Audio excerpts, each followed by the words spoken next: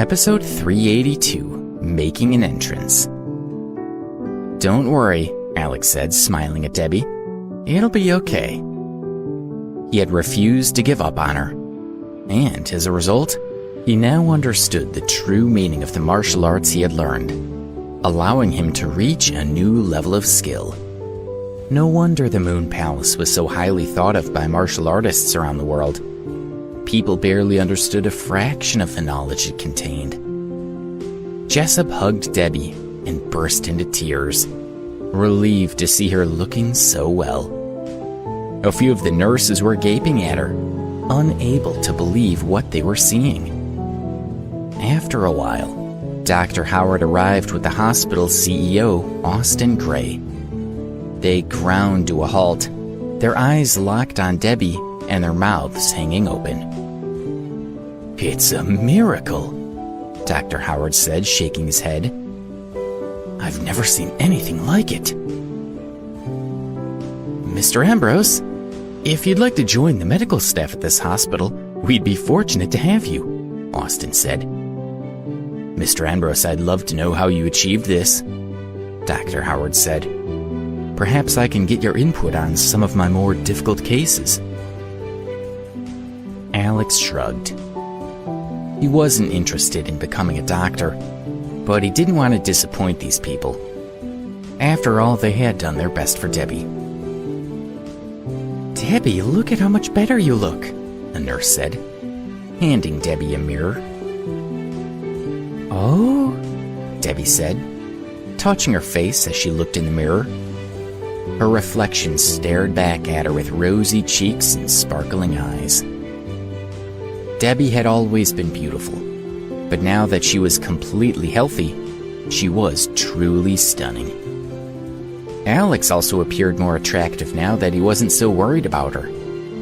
They both seemed relaxed and refreshed. Debbie flexed her muscles, feeling stronger than ever, and relieved that the numbness was gone. Her mind was clear, and her body was responding as it should. She felt better than she had in her entire life. Dr. Howard examined her, and he discovered she was in peak physical condition, almost like a professional athlete at the height of their career.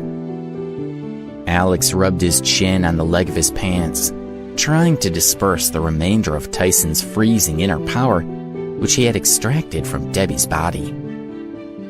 Alex scowled, recognizing the power as having come from the far north.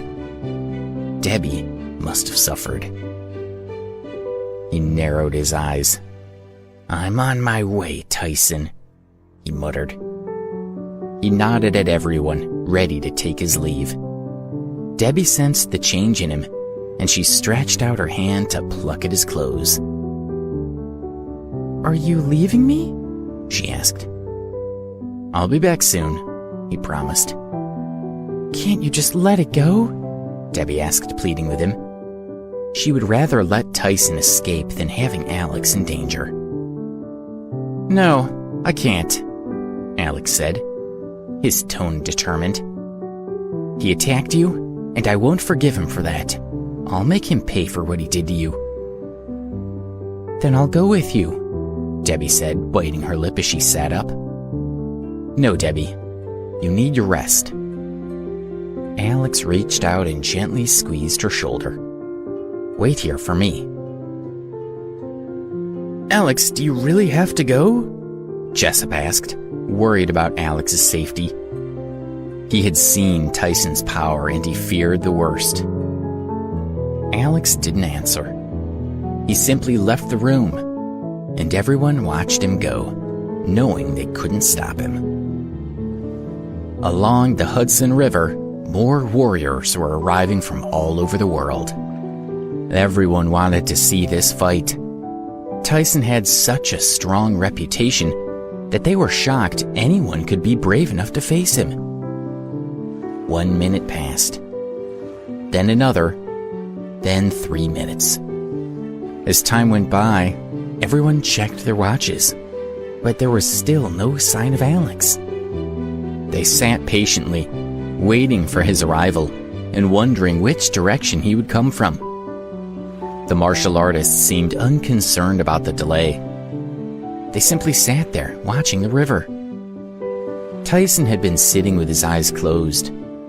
Now he cracked them open and tilted his head to the side, listening to the sounds of the river. Several of the martial artists stood up, looked around, and murmured to themselves, "That's Alex! Alex is coming!" The news rippled through the crowd, and Alex's name was on everyone's lips.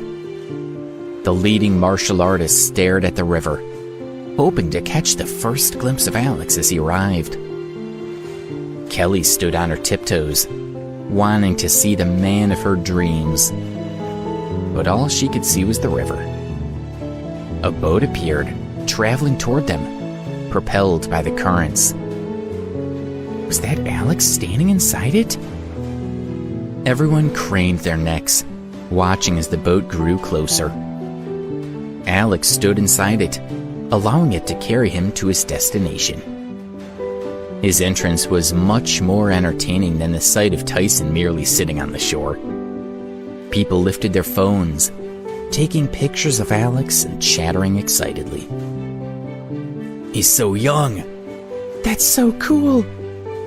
It's more than that, it's magnificent!" Alex kept his balance easily, not allowing the rocking of the boat to disturb him.